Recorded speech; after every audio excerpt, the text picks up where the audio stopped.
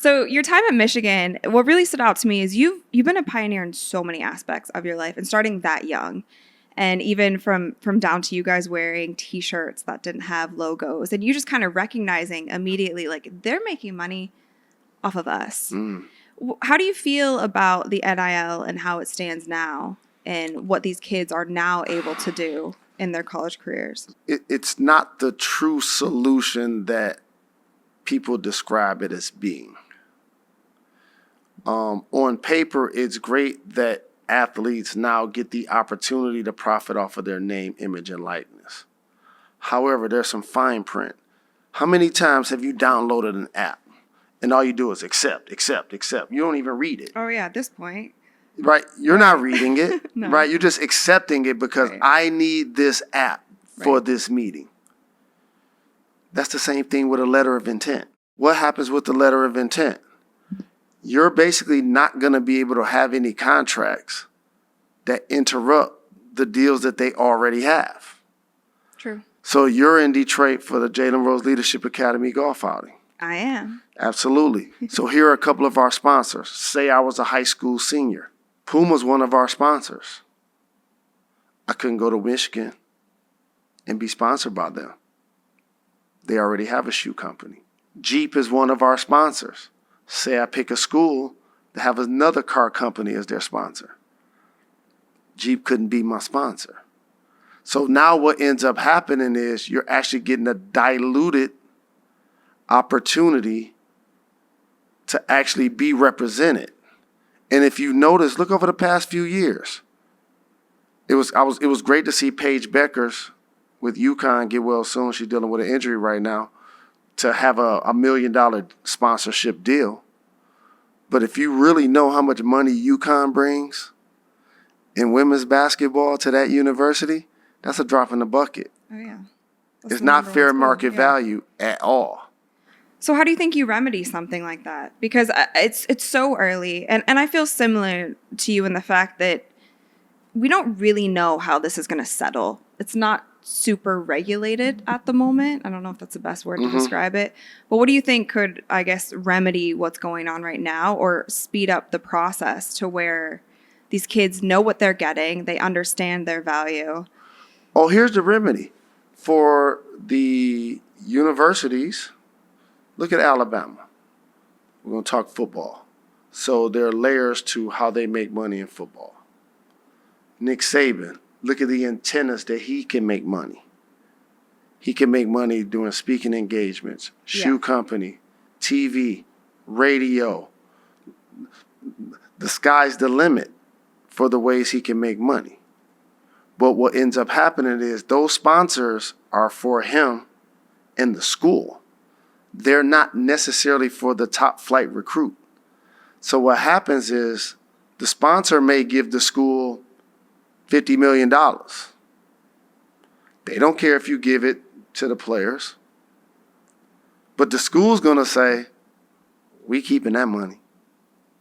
We're not going to now say, hey, we'll take 45 and give our starting quarterback $5 million to come as an NIL athlete. When that starts to happen, that becomes the game changer. But that's not happening. And here's another reason why it's not happening. Because in basketball and football, those players must continue to feed the system after high school. They still have restrictions. So even as a football player, you got to go to college. What do you mean restrictions? You got. Oh, you mean because you can't just go straight to the NBA? Or the NFL. Right. So if I'm a talented football player and I just graduated from 12th grade, I still got to go to college. So they don't have to give me a deal. Right.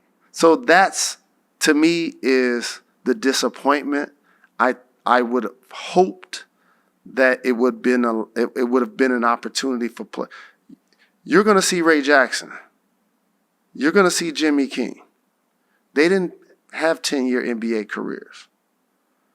Players like that who help feed the system and help make multi-millions of dollars for universities deserve the opportunity to get paid at their age, not necessarily have to wait. You don't have to wait in NASCAR, tennis, golf. True. Yeah, there's golf pros at like 14. You don't have to wait. Yeah. That's only in basketball and football. So how do you see then college basketball panning out if it does go to this completely different wave to where it's back like LeBron can go straight to the NBA? You might not like this answer. Somebody that loves college basketball. I played 3 years of college basketball, and I'm a member of the Fab Five. Like, I love college basketball. One of the most iconic teams ever. Exactly. So this is going to be a trip for me to say, Okay. but it's going to become a diluted product. Because in a couple of years, what's going to happen is the top players are going to go straight to the pros. Why wouldn't they? That's one. And then two, the other players, you've seen this with Lonzo Ball, Jalen Green, may decide to go overseas, may decide to play in the G League. After those options get exhausted, then that player goes to college. But then it's not that top tier that we're used to seeing, I guess, now. Correct. And so now you'll see a list of the top 10 players in high school, but 9 of them won't end up in college. Yeah. So that becomes a diluted product.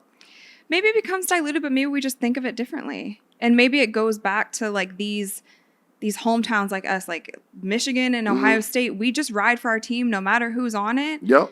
And it's, maybe not guys who will go to the NBA, but maybe it gets back to being kind of this homegrown pride thing with these college teams. They're able to make some money. They don't go to the NBA. They pick a different career after, but hey, they spent their college making money. But that's the second thing that happens. I didn't play pro. Right.